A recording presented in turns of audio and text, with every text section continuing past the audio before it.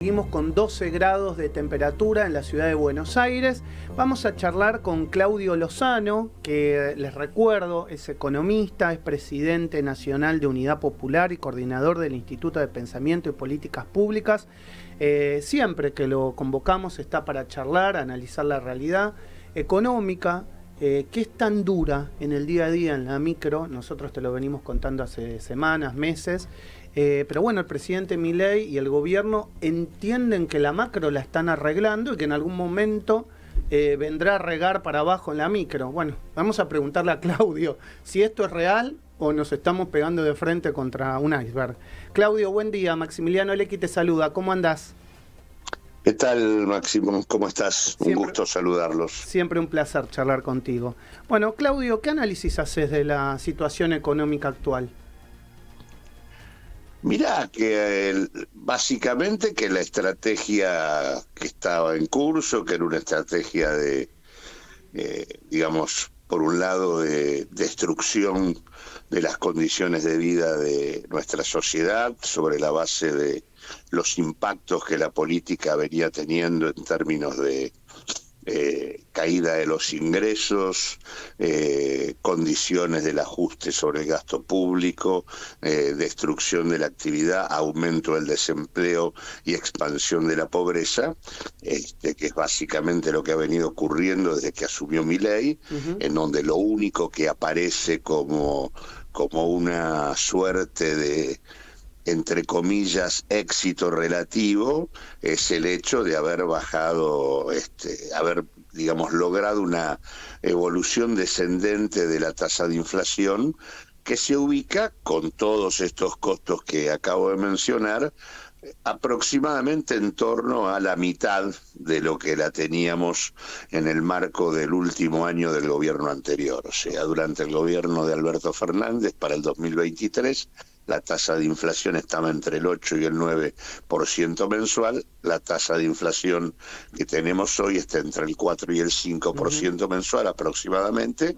Ese es el único éxito relativo, pero que como contrapartida, a pesar de que la inflación sigue siendo significativa, digamos, se le agregan un conjunto de cuestiones que hacen al deterioro generalizado de la sociedad argentina, con un aumento de aproximadamente 10 puntos, por lo menos, de los niveles de pobreza en nuestro país. Es decir, aproximadamente unas 4 o 5 millones de personas se transformaron en pobres en la Argentina en el curso de estos últimos 7 meses. A ese proceso que teníamos se le agrega hoy un conjunto de problemas que el gobierno está teniendo con aquellos actores del poder económico local y financiero a nivel internacional, que son los que de alguna manera han venido respaldando la orientación general que el gobierno tiene,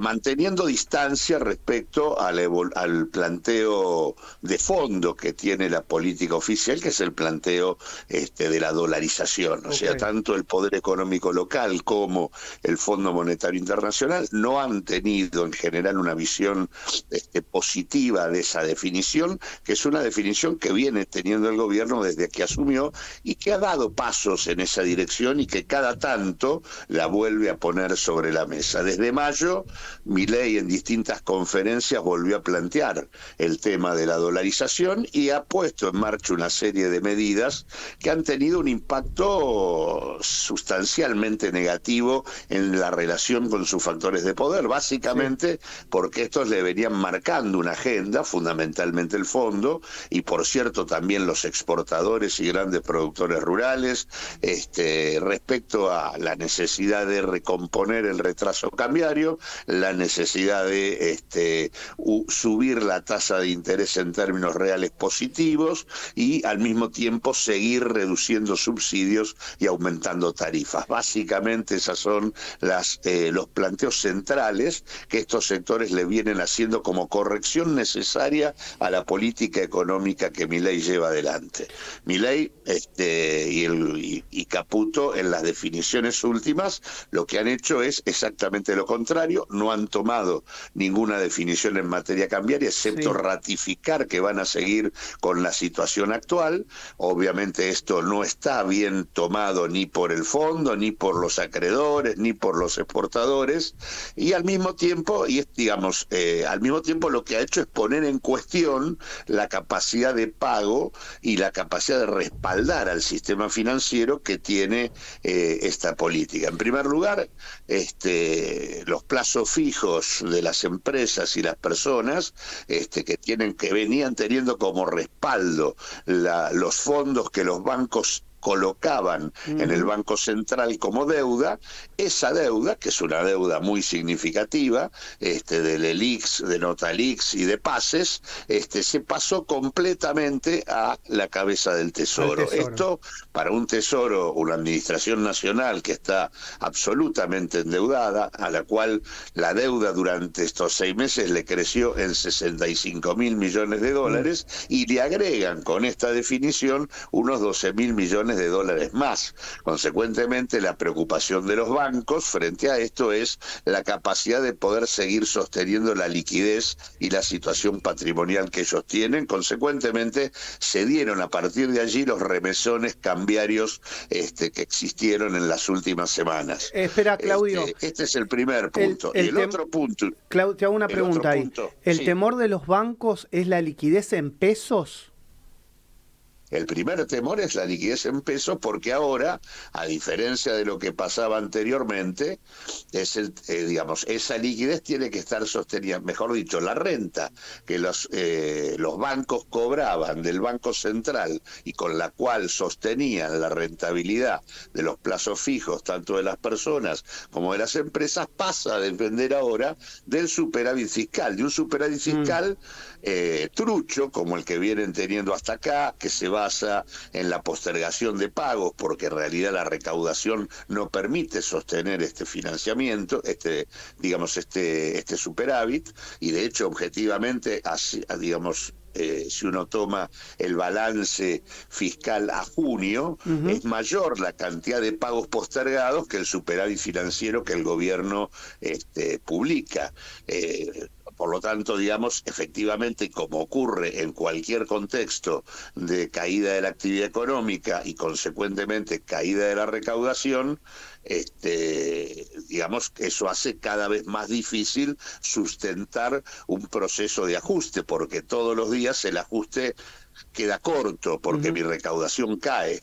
Consecuentemente, en ese contexto, la primera preocupación de los bancos es cómo va a hacer el Tesoro en este contexto de caída de la recaudación para seguir sosteniendo la renta que tiene que pagar de esta nueva deuda que hasta el momento no tenía, y que ciertamente la sostenía el Banco Central desde la premisa básica de que todo banco central puede emitir moneda, y de hecho es lo que venía haciendo para sostener. Claro, y además rentas. Se suma otro problema, ¿no? Es que el año que viene hay que empezar a pagar deuda, sobre todo con el Fondo Monetario, es decir, tenemos vencimientos importantes. No, pero ese es el otro punto. Claro. Un punto es la cuestión en pesos. Sí. El otro punto es la cuestión en dólares. Claro. El gobierno también tiene una situación en ese sentido sumamente compleja, porque si bien comenzó comprando dólares, eso se frenó. Buena parte de los dólares comprados se fueron en pagos de deuda pública,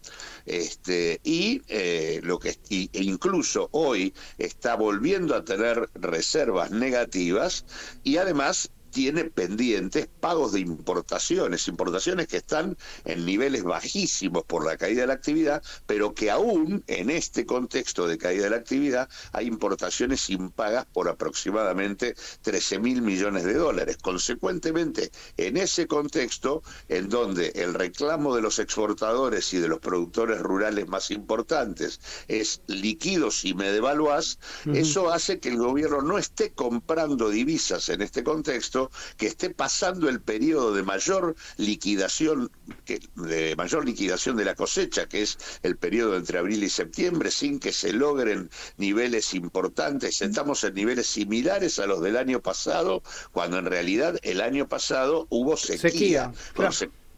Claro. Consecuentemente, ahí aparece el problema que vos decís, y que es que, obviamente, ahí aparece la preocupación planteada por el fondo y por los acreedores respecto a que no haya capacidad de pago de la deuda, cosa frente a la cual el gobierno planteó colocar los intereses del próximo pago de enero del 2025 en una cuenta a disponibilidad de los acreedores para esa fecha. Consecuentemente, digamos, lo que queda claro acá es que el gobierno quiere dar la señal de que va a pagar y está aferrado al tema de tratar por esta vía de sostener la inflación en los niveles en los que está hoy o incluso más bajos, sobre la base de seguir posponiendo los aumentos de tarifas que le piden acreedores y actores locales, y al mismo tiempo sobre la base de no devaluar y manteniendo a rajatablas e incluso profundizando sobre la base de estas definiciones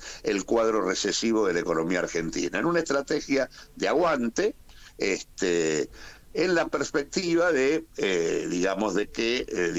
a partir de enero y con un cambio en la situación de los Estados Unidos se pueda acceder a una relación distinta con el fondo vía el supuesto triunfo de Trump, que es lo que de alguna manera la administración de Milei espera que en todo caso ocurra, y que en todo caso hoy aparece como más incierta que hace unos días, a partir de la definición demócrata de modificar quién va a ser el candidato en la elección próxima en los Estados Unidos. Claudio, ¿cómo tenemos que leer la noticia que conocimos esta última semana del envío de lingotes de oro físicos a Basilea, Suiza? ¿Cómo se enmarca en esto que nos estás contando? Mirá, no hay mucha información concreta sobre qué significa. La verdad es que, en primer lugar, lo que uno puede decir es que esto está a contramano de las tendencias que vienen siguiendo los bancos centrales de los principales países del mundo en el contexto mundial actual.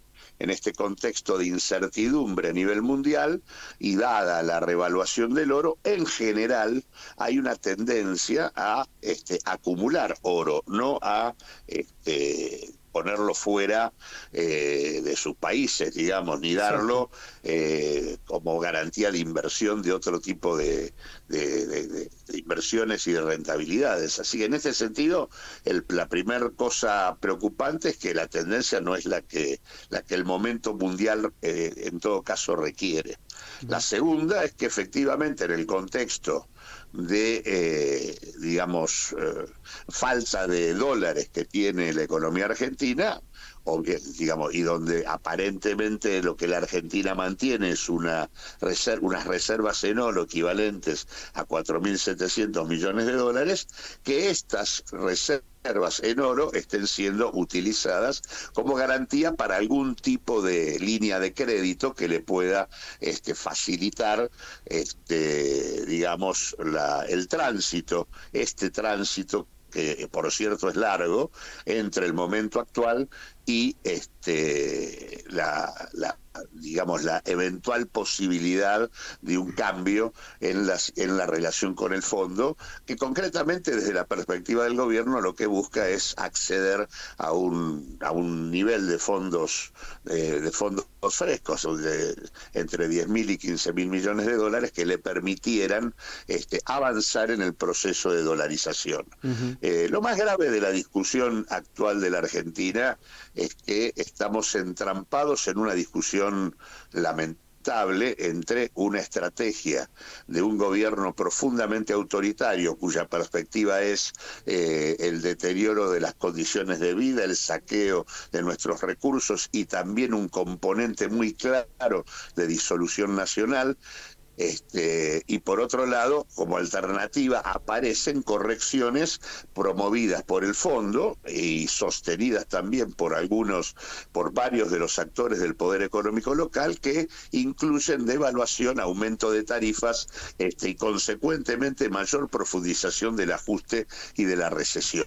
Con lo cual, la verdad que es un escenario lamentable, un escenario que no tiene nada que ofrecerle a la gran mayoría de la Argentina y donde hace cada vez más imprescindible la necesidad de crear una propuesta política lo suficientemente sólida, seria, convocante, innovadora, que marque distancias con los fracasos del pasado y que le plantee un frente muy, muy puntual y concreto a un gobierno que se basa en la reivindicación de la dictadura y el intento de dolarizar para ponerle una lápida al desarrollo, y que al mismo tiempo plantea una propuesta diferente a que la alternativa sea las correcciones que plantea el fondo. Acá la Argentina, desde el gobierno anterior hasta sigue necesitando un programa popular antiinflacionario, es decir, algo que termine con la inflación sobre la base de la recomposición de los ingresos y la puesta en marcha de otra orientación para la actividad económica. Eso es lo que hace falta en la Argentina y es lo que no estamos discutiendo, no se discutió durante el gobierno del Frente de Todos y tampoco se está discutiendo acá. Y para esto, además, para discutir esto, es indispensable replantear la relación con el tema de la deuda y con el acuerdo con el fondo. Es interesante esto que estás diciendo, digamos, como para cerrar y hacer una síntesis de lo que nos explicaste, porque vos recién hablaste de componentes de disolución nacional. Y uno se pregunta, sos un hombre del campo popular, estuviste en la gestión de un banco importante, marcaste diferencias estando dentro de la gestión, ahora no estás en la gestión. ¿Y cómo ves de cara al futuro, digamos, porque digamos, el campo popular perdió una gran batalla en la última elección, pero también el campo popular votó, o parte del campo popular votó a Milei, si no, no hubiese sacado los números que sacó. Entonces uno se pregunta cómo hacer para recomponer ese campo popular y frente a una diferencias, pero en la unidad. Lo primero, hay que reconocer la urgencia y la necesidad de un trabajo rápido por la envergadura de la ofensiva brutal que en este contexto de, te diría, orfandad para las políticas populares, están llevando adelante los sectores dominantes, porque más allá de Milei, lo cierto es que lo que tenemos sentado en el gabinete es una confluencia entre el capital financiero internacional, expresado por Caputo y Bausili, el presidente del Banco Central, y obviamente por la relevancia que el fondo tiene dentro de la política argentina, y por otro lado, los representantes más importantes de los principales grupos empresarios de la Argentina sentados en el gabinete, el grupo Ornequian, el grupo Techin, Cargill y tantos otros que ocupan niveles importantísimos de decisión. Ellos son los que de alguna manera comparten esta ofensiva aperturista, desreguladora, privatista, de permanente redistribución regresiva de los ingresos y de consolidación de un país donde el saqueo de nuestros recursos naturales sea la clave del proceso de acumulación local y donde la perspectiva de la construcción de un país industrial que le pueda dar respuesta y bienestar al conjunto de la sociedad directamente desaparece y no existe. Acá tenemos una urgencia que es frenar esto, porque además pretenden avanzar en una estrategia de dolarización que sería una lápida para cualquier intento distinto. Y lo segundo que hay que entender es que acá hay un ciclo político terminado, que es el ciclo político que nació en el 2001 y que se cerró del peor modo en el 2023 con el triunfo de Milei. Fracasó la última experiencia popular y está en disputa y en construcción la necesidad de una propuesta política diferente. Claramente va a ser muy difícil, con las referencias de siempre, hacer posible una perspectiva nueva. Entonces, en ese sentido hay que barajar y dar de vuelta.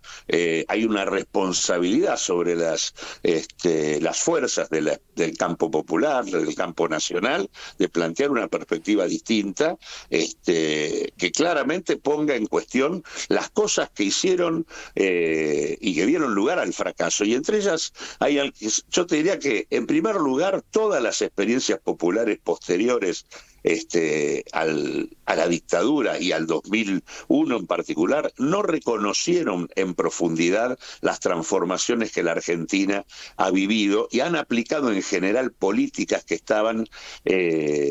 eran viejas respecto a la situación. Es decir, en primer lugar, y mirando a los sectores populares, una de las características que incluso estuvo muy presente en la elección es esta cuestión de hablarle permanentemente a los trabajadores como si los trabajadores en la Argentina fueran todos trabajadores formales, con derechos, con conquistas, con aguinaldo, con vacaciones y demás, cuando prácticamente hace ya mucho tiempo que la mitad de la población laboral de la Argentina transita en el camino de la precariedad y la informalidad. Y la discusión sobre la distribución del ingreso, que hace rato se abandonó en la Argentina, nunca incorporó la necesidad de recomponer ingresos sobre la base de políticas de alcance universal, donde la discusión de un ingreso básico universal, que incluso tuvimos e incluso nosotros planteamos con mucha claridad desde hace largo tiempo, pero lo volvimos a hacer en el marco de la pandemia cuando surgió el ingreso familiar de emergencia. Bueno, eso nunca apareció en la Argentina. Y en segundo lugar,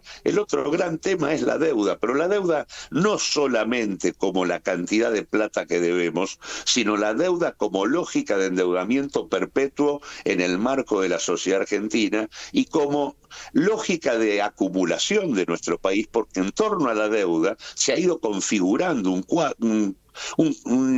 una articulación del poder económico, una trama del poder de actores locales e internacionales que tienen una lógica de funcionamiento que por un lado acumula endeudando, valoriza financieramente, desinvierte en términos productivos, fuga sistemáticamente divisas, demanda subsidios del Estado y no aporta impositivamente, y al mismo tiempo invierte sistemáticamente precios, resistiendo toda esta lógica de funcionamiento. Requiere discusiones de política que permitan sostener cualquier propuesta macroeconómica, propuestas estructurales que tienen que ver con el comercio exterior, con el tema de las finanzas, que tienen que ver con reformas tributarias en serio, que tienen que ver con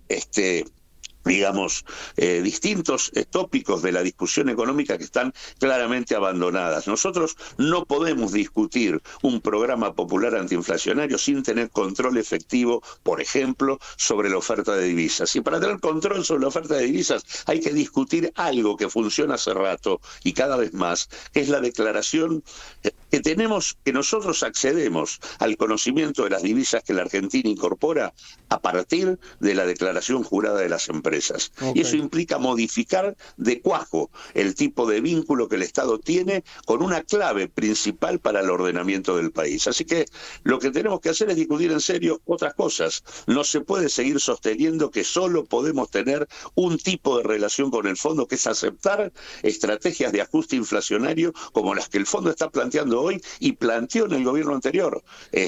Lo que el fondo está planteando hoy, que es devaluación, incremento de tarifas e incremento de tasas de interés, sigue siendo una propuesta inflacionaria que seguiría desarticulando las condiciones de vida de nuestro pueblo. Y no es alternativa al plan de Milei, que es otro plan, que tiene otro tipo de componentes y contenidos, pero que también destruye las condiciones de vida del pueblo argentino. Así que acá se trata de discutir de otra manera, desde otro lugar, con otra propuesta política y privilegiando el vínculo y la importancia en la gestión de gobierno de otros actores sociales y políticos de los que han estado gestionando hasta acá. Claudio, siempre un placer charlar contigo desde Sónica. Un abrazo enorme. No, gracias por llamarme, un gusto. Un abrazo enorme. Claudio Lozano, dirigente de Unión Popular, economista, presidente nacional de Unidad Popular, como te digo, y coordinador del Instituto de Pensamiento y Políticas Públicas, pasó por el streaming de Sónica.